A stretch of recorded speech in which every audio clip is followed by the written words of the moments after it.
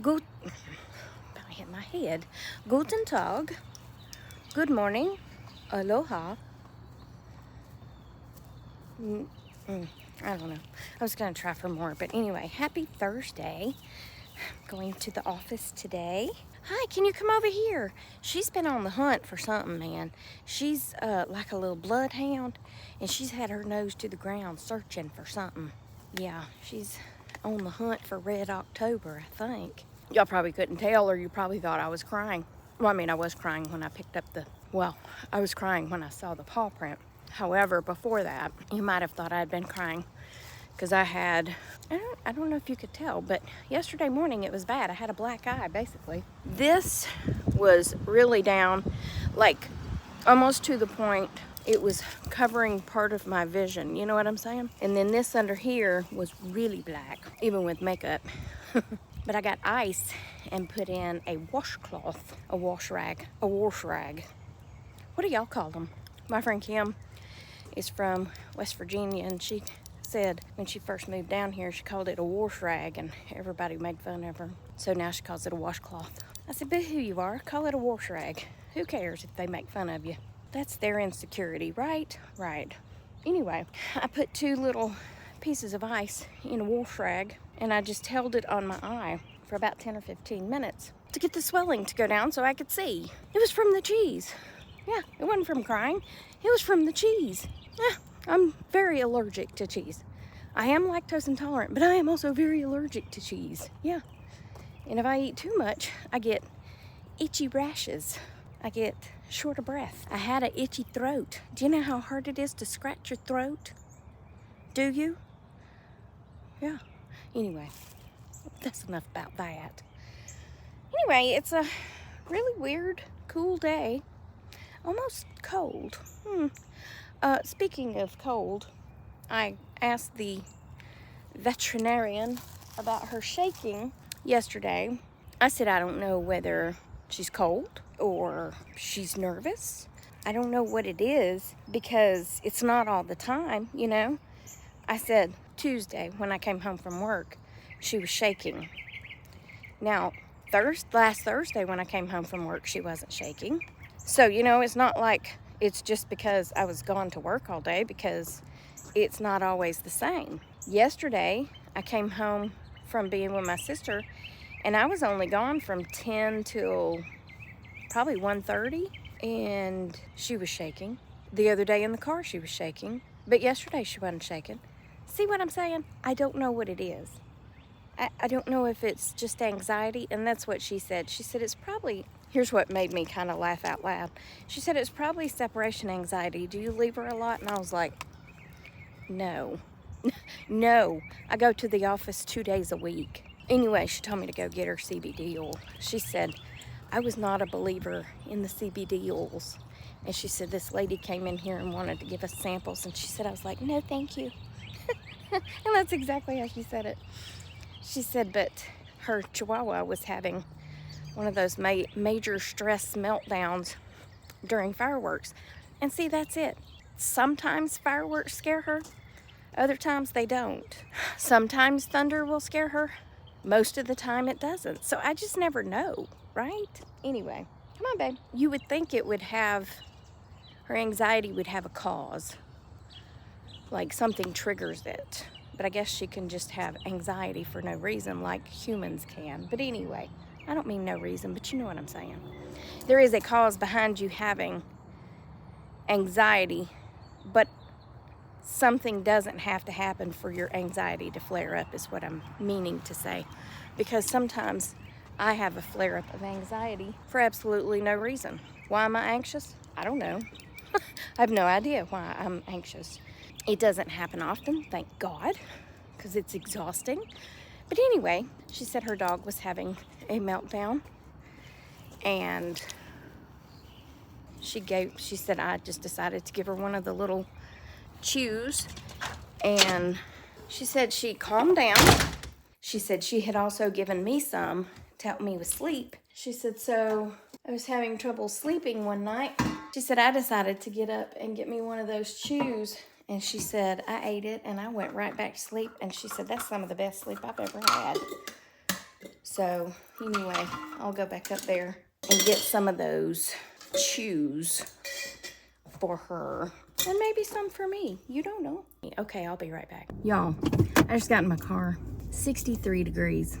Yeah, I just turned on my heated seat, just to get the chill off. That's how cool it is.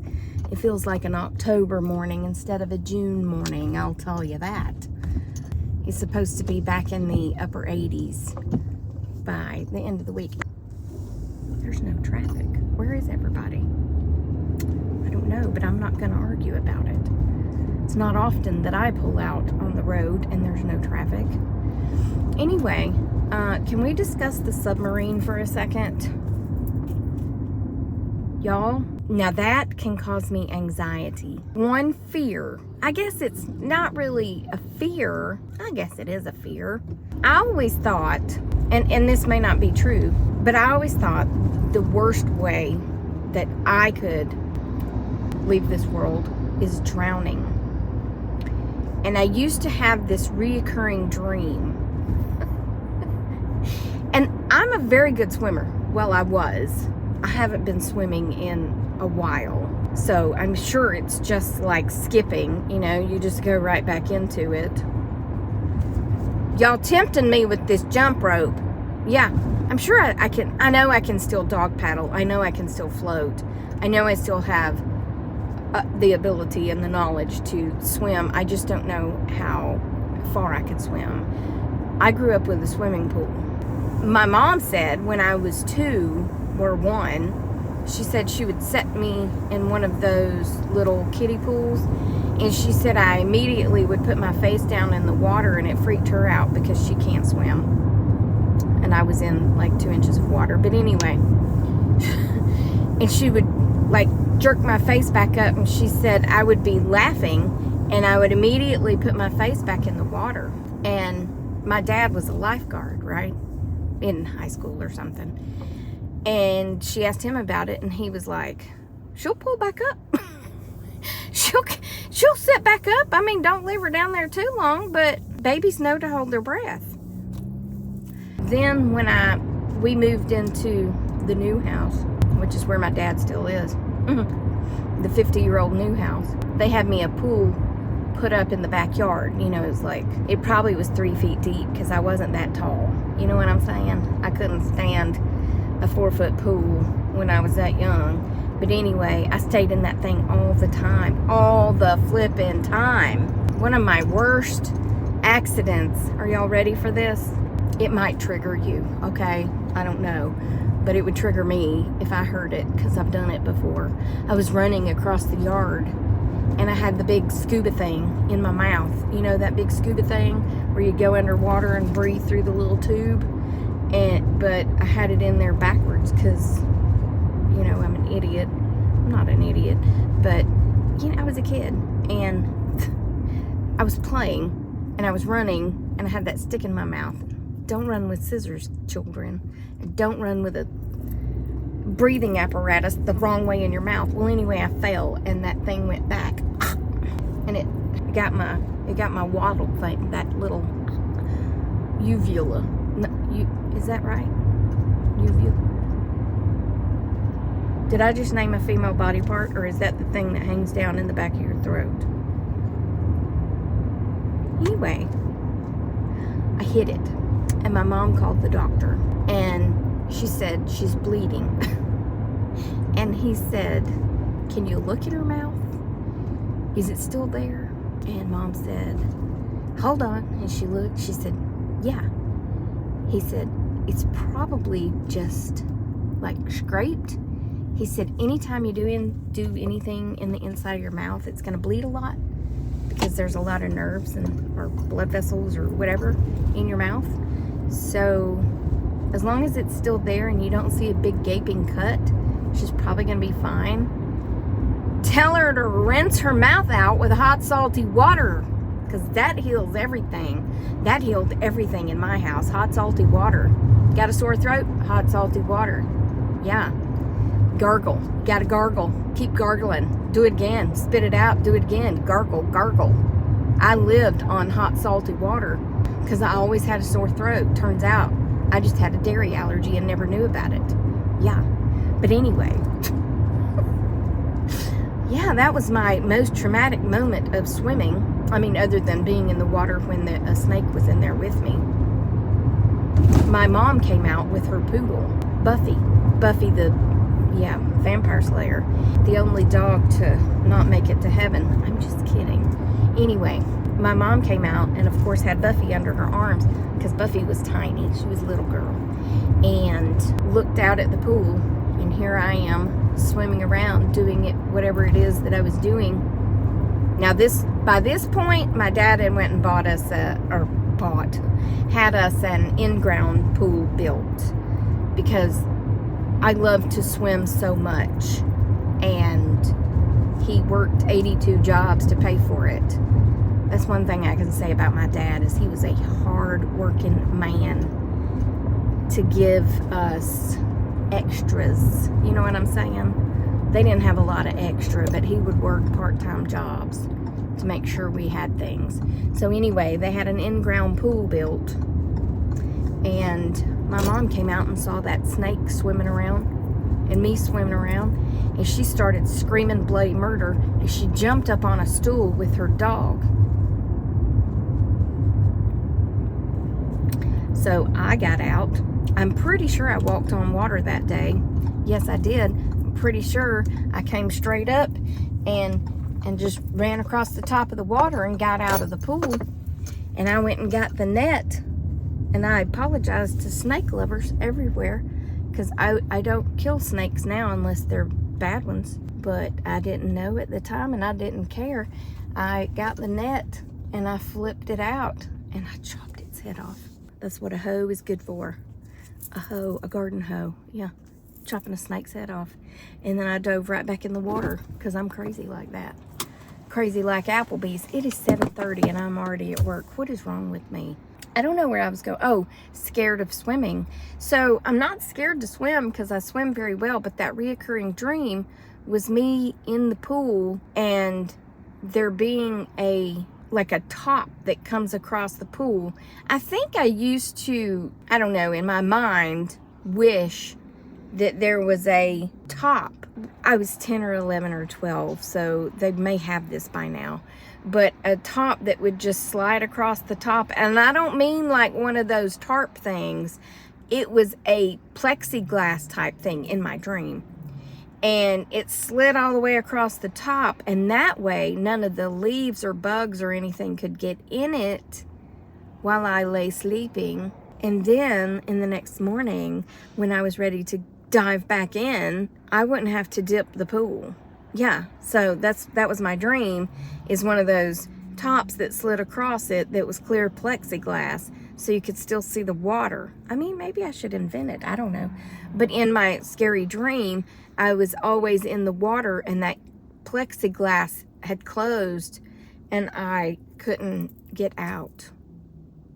So when I went on a cruise, we went on a submarine, but it was nothing like this one. We were in very shallow water.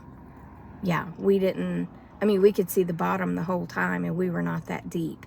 And we could see all the fish swimming around us and all that. It was cool. Had something happened, we could have swam to the top without having to worry about decompressing. You know what I'm saying?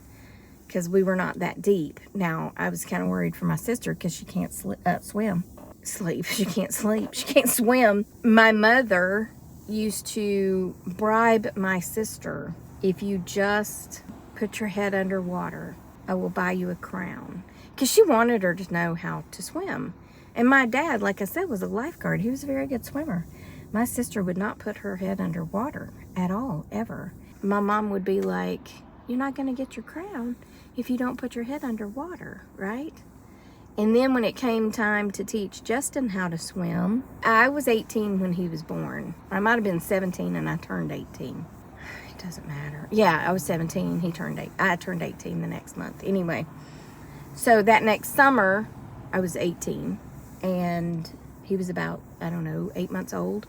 And Jenny's mother-in-law had an indoor pool. And so they wanted him to learn how to swim at an early age in case he accidentally got into that room and fell in, right? Well, she took him to swim lessons, and they told her to dunk him, and she couldn't dunk him because she's terrified of water, you know, and she just couldn't do it. So I took him out to the pool, and I held him close to me, and I was just kind of, you know how you do, you bop up and down in the water, and I took him down and I brought him right back up, and he was like, and then he just got this big smile on his face, and I took him down real quick and I brought him back up, and I mean, he was so excited. And then I was so excited to show my sister and my mom that I had dunked him underwater. They kind of freaked out, and I was like, what? What? He held his breath. He's fine. You know, the mind of an 18-year-old, you don't have all those fears. So I taught him how to swim. Yeah, I did. I would hold him by his belly, and he would kick his arms and legs, and he would hold his little head up, and I was holding him the whole time, and then I put in little swimmies on his arms, and I taught him how to swim, and he's a very good swimmer. I don't know. Look, I came here knowing how to swim. I never took swim lessons, so I just thought it would be the same for him. I'll just teach him how to swim. Back to the submarine. I cannot imagine being in that submarine for this many days. I mean, they said, I was watching something this morning, or listening to it, and they said they have like 5 hours left, maybe, of air. I hope they find them, but they better hurry. I also heard that they took a submarine all the way down to the ocean floor, and they're looking. And they heard some knocking, but it turned out to be something else. So anyway, I don't know, but I'm going to add this one part to this submarine story in case you haven't heard it. The wife of Stockton Rush, who is one of 5 on board the missing submarine that disappeared on Sunday while heading to view the wreckage of the Titanic, is a descendant of 2 first-class passengers who died when the ship sank in 1912, according to archive records. What the what? Wow. Okay, I'm back home, and I was sent a package, and I was told when I received the package to open it on the camera because she wants to see my reaction. So now I feel weird about it, and I feel like I'm not going to be able to make the right face.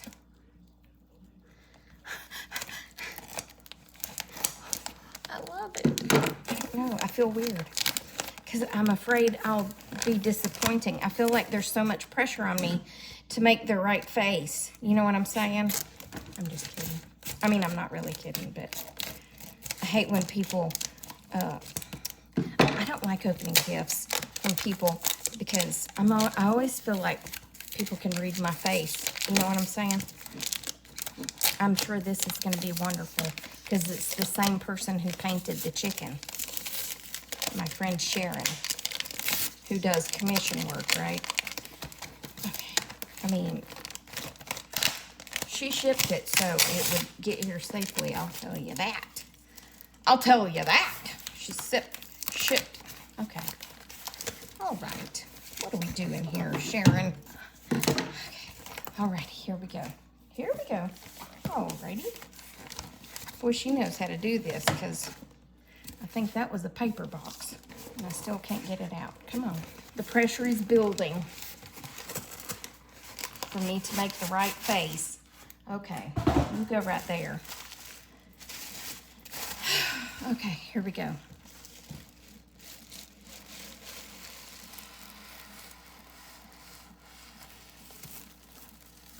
Okay.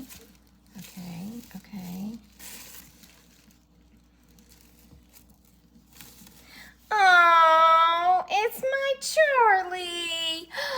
Look at that. I love it. That is my Charlie bear. Oh, look, he's even got the one little floppy ear. Oh, I love it.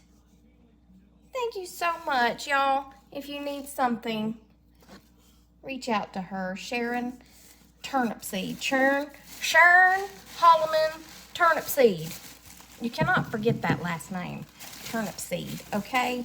Thank you so much. I appreciate it. I love it. I absolutely love it. It will replace the one that I bought at the Old Time Pottery. It sure will. Oh, so sweet. Look at my, he needs even a little fat boy too. I love it. I love it. Thank you so much. Okay, that's the end of this video because it's been a rambler, hadn't it? And I will talk to you on the next Tracy Tries. Remember that I love you.